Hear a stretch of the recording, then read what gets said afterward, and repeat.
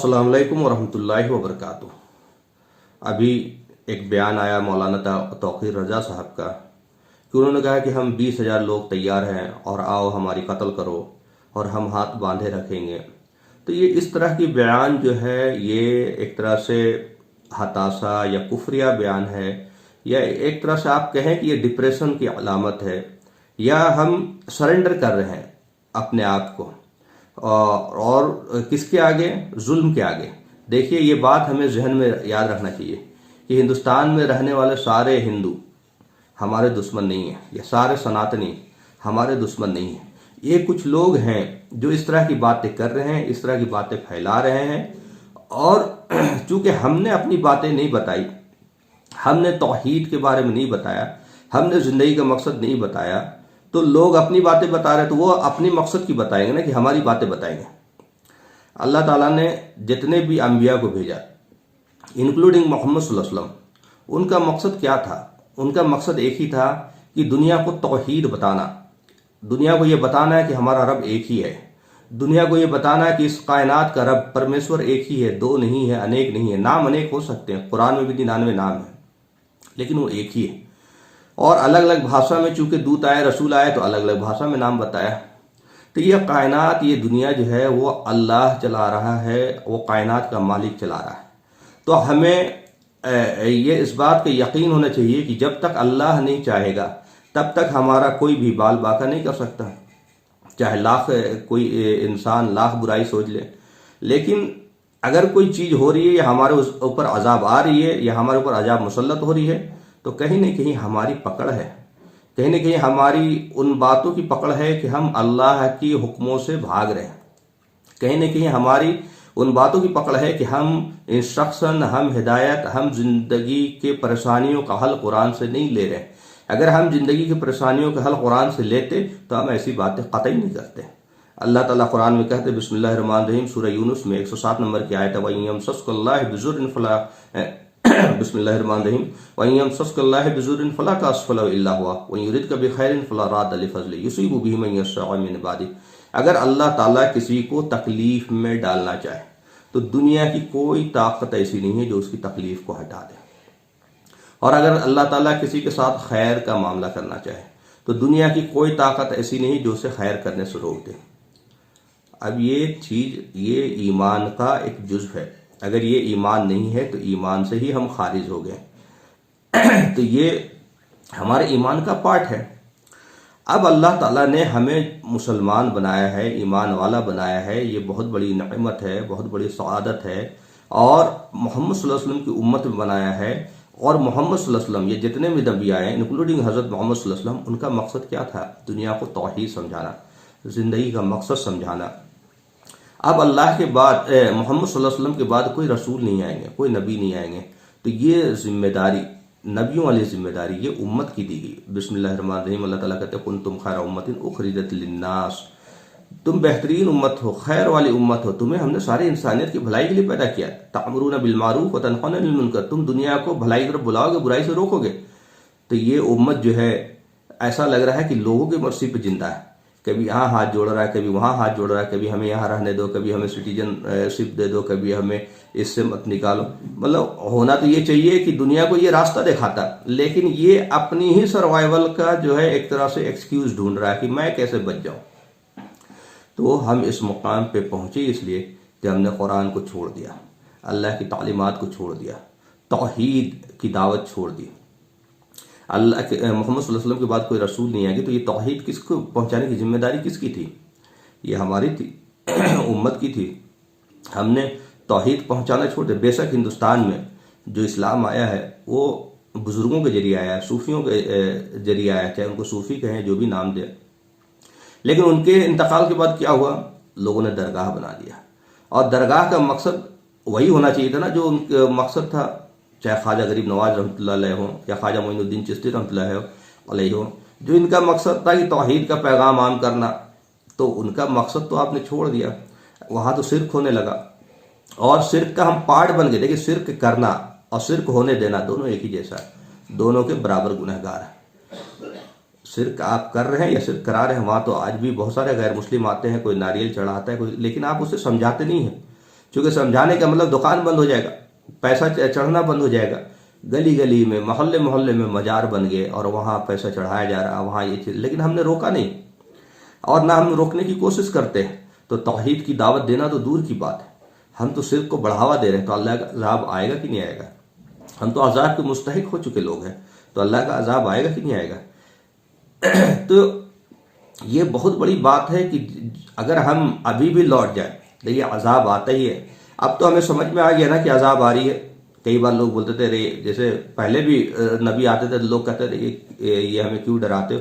आज भी लोग कहते कि अरे ये सब फालतू की बातें हैं, अल्लाह रहमान है, अल्लाह रहीम है। बेशक अल्लाह रहमान, अल्लाह रहीम है, लेकिन अल्लाह ने कुछ जिम्मेदारियां दी और अल्लाह ताला का रहम और वो सारे कंडीशनल है। अगर हमने अल्लाह की बातें नहीं मानी तो अल्लाह ताला ने ये भी कहा कि बिस्मिल्लाहिर्रहमानिर्रहीम व इन ततवल्लौ यस्तब्दिल कौमन गैरकुम सुम्मा ला यकूनू अमसाल, अगर तुम रोगर्दानी करोगे तो मैं दूसरी कौम से बदल दूंगा। ये वार्निंग भी तो मौजूद है। अल्लाह ने जहन्नम भी तो बना रखा है।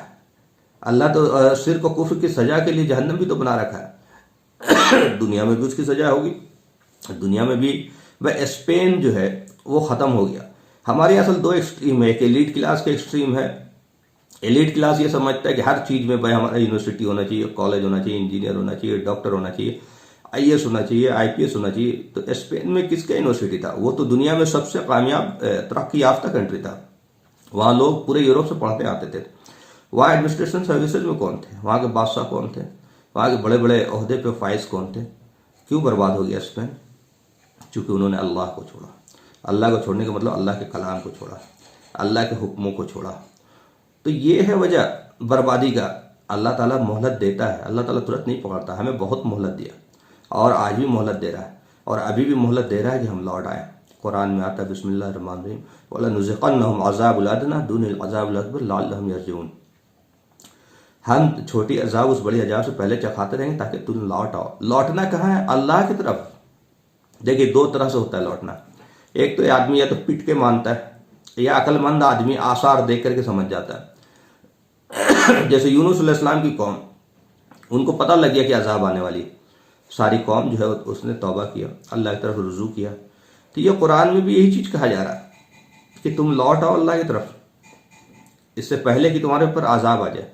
और अजाब आ गया और उसके बाद भी तो हमारे सामने अजाब आया ना। बर्मा का अजाब आया, स्पेन की कहानी हमें पता है, इराक की कहानी हमें पता है। तो ये कहानी तो हमारे यहाँ भी दोहराई जाएगी। क्यों नहीं दोहराई जाएगी? क्योंकि हम अल्लाह की तरफ जिस तरह से आज देखेंगे हिंदुस्तान की हालत क्या है। मस्जिदों में 10% लोग नमाजी हैं और कुरान की तालीमात गायब है मस्जिद से, अल्लाह ताला के हुक्मों की तालीमात गायब है मस्जिद से। शिर्क की जो है बढ़ावा देखिए, जो मज़ारे हैं और ये हैं वो एक तरह से शिर्क को बढ़ावा दे रहे हैं। तो हमारे ऊपर अजाब आएगा कि नहीं आएगा? कुरान में अल्लाह ताला ने जो बचाने का हुक्म दिया है, जो मदद का हुक्म दिया है, उसके कंडीशन भी मेंशन। देखिए कुरान जो है क़यामत तक के लिए हिदायत, और कुरान जो है क़यामत तक के लिए सोल्यूशन है मुसलमानों के लिए। अल्लाह ताला कुरान में कहते हैं कुल्लू तफासिल, सारी तफसील इसमें मौजूद है। कुल्लू इमसाल, सारी मिसालें इसमें मौजूद है।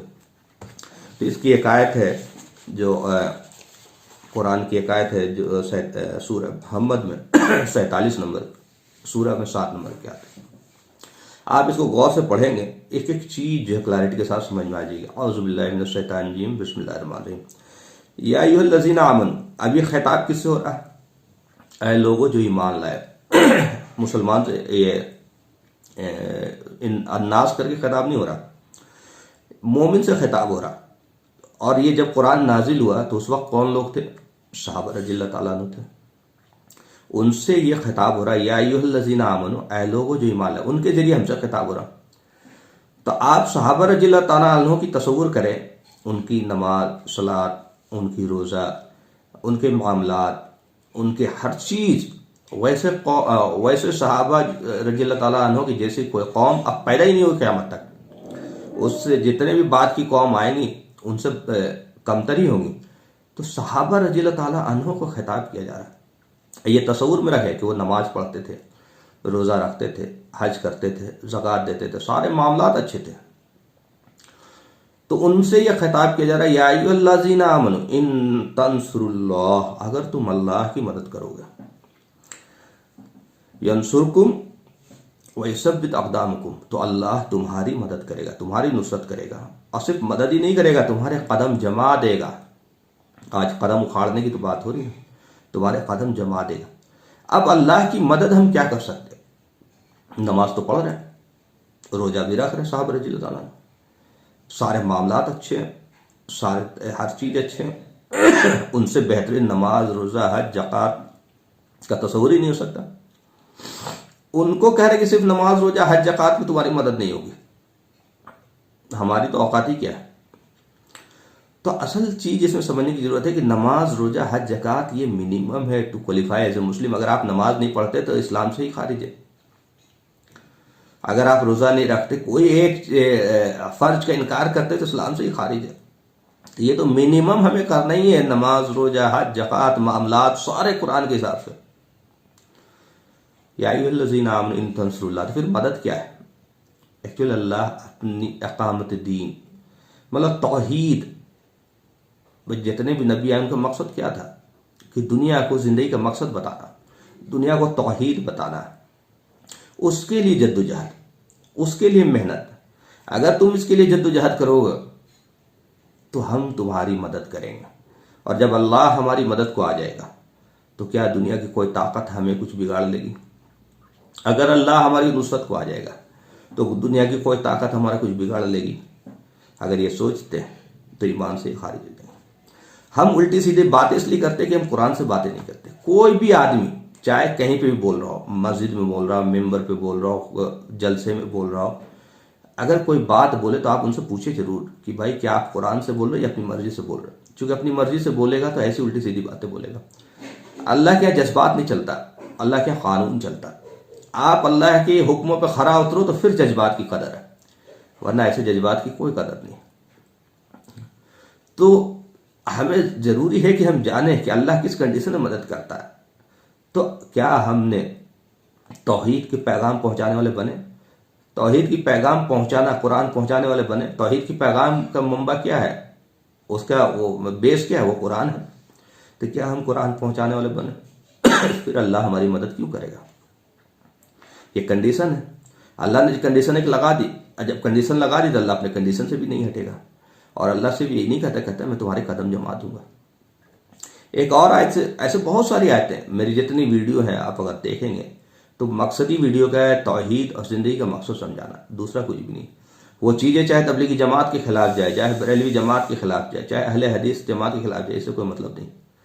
अल्लाह को राज़ी करना मकसद होना चाहिए, अल्लाह के सिवा किसी और को राज़ी करना मकसद नहीं होना चाहिए। और हमारे हिफाजत करने वाला अल्लाह के सिवा कोई और नहीं।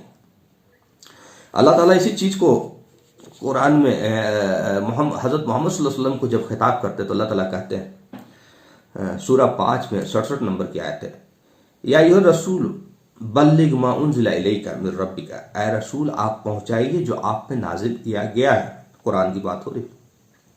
या अय्युहर रसूल बल्लिग मा उन्ज़िला इलैका मिन रब्बिका व इन लम तफ़अल फमा बलगता रिसालतहु, और अगर आपने ये काम नहीं किया तो आप रिसालत का हक अदा नहीं करेंगे, रिसालत नहीं पहुंचा देंगे। वल्लाहु यासिमुका मिनन नास, और अल्लाह लोगों से निपट लेगा।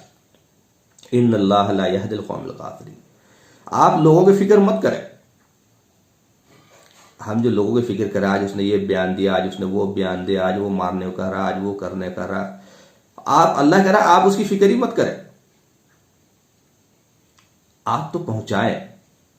और अब चूंकि रसूल कोई नहीं आएंगे, नबी कोई नहीं आएंगे, तो ये उम्मत मोहम्मद सल्लल्लाहु अलैहि वसल्लम की जिम्मेदारी। तो अल्लाह ताला का जो वादा उनके लिए है वही उम्मत के लिए भी है कि आप पहुंचाए, आप लोगों की फिक्र ना करें। हमने पहुंचाया ही कहां? हम जिससे बात करते क्यों नहीं पहुंचाते? तो कोई हिकमत की दलील देता है। भाई अल्लाह के हुक्म के आगे कोई हिकमत नहीं, अल्लाह के हुक्म जो है सबसे ऊपर है। ये हिकमत जो है, आप हिकमत से अपने आप को बचा नहीं सकते। हिकमत बोल करके एक्चुअली हिकमत एक डिफेंस शील्ड की तरह काम कर रहा है। आप ये काम क्यों नहीं करते? तो हिकमत है। आप ये काम क्यों नहीं करते? तो बड़ों ने मना किया। आप ये काम क्यों?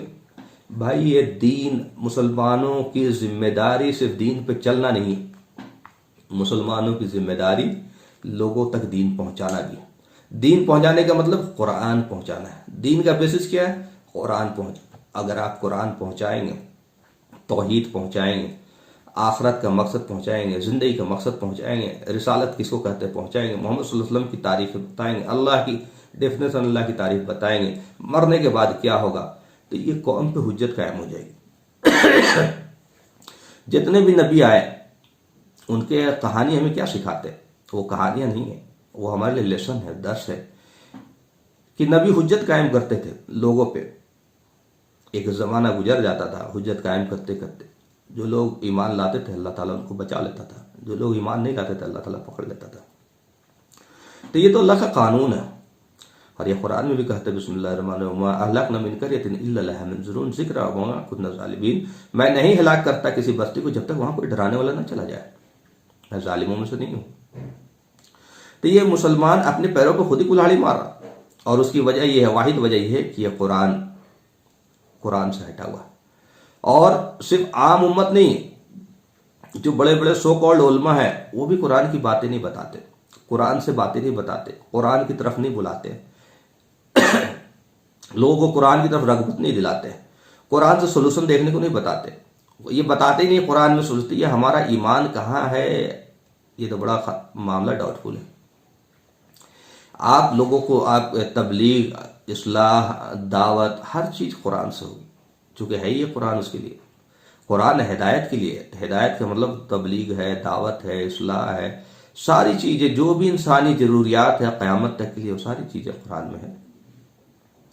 तो कुरान की तरफ ना बुलाना, कुरान ना समझना, कुरान ना समझाना, ये हमारे मस्जिदों में निज़ाम ही नहीं है कि अरबी सिखाई जा रही हो, कुरान सीखने सिखाने का निज़ाम हो रहा हो, है ना। मदरसा का जो मामलात है या मस्जिद का जो मामलात है वो कॉमन टू ऑल होना चाहिए। सीखने सिखाने का, दीन कभी भी किसी उम्र का आदमी आए सीखे, और कुरान होना चाहिए उसका बेसिस सिखाने का। तो आप देखें पूरे सिस्टम फेल हो चुका, लंबी बात हो जाएगी इसमें, इसलिए मैं इसे को यहीं पर रोकना चाह रहा हूँ कि ये चीज़ें जो है, जो हम बोल रहे हैं कि हम 20,000 लोग आएंगे और हमें आकर के आप मारिए और कत्ल करिए, तो ये जो है एक तरह से बहुत ही एक तरह से क्या बोला जाए, ये अल्लाह की कलाम से सोल्यूशन ना लेने का नतीजा है। अल्लाह ताला हमें हर ज़माने में, हर हालात में सोल्यूशन देता, और अल्लाह ही की नुसरत, अल्लाह ही की मदद, अल्लाह जब मदद पे आएगा तो दुनिया की कोई ताकत किसी का कुछ भी नहीं बिगाड़ सकती। आखिर दावाना अल्हम्दुलिल्लाह।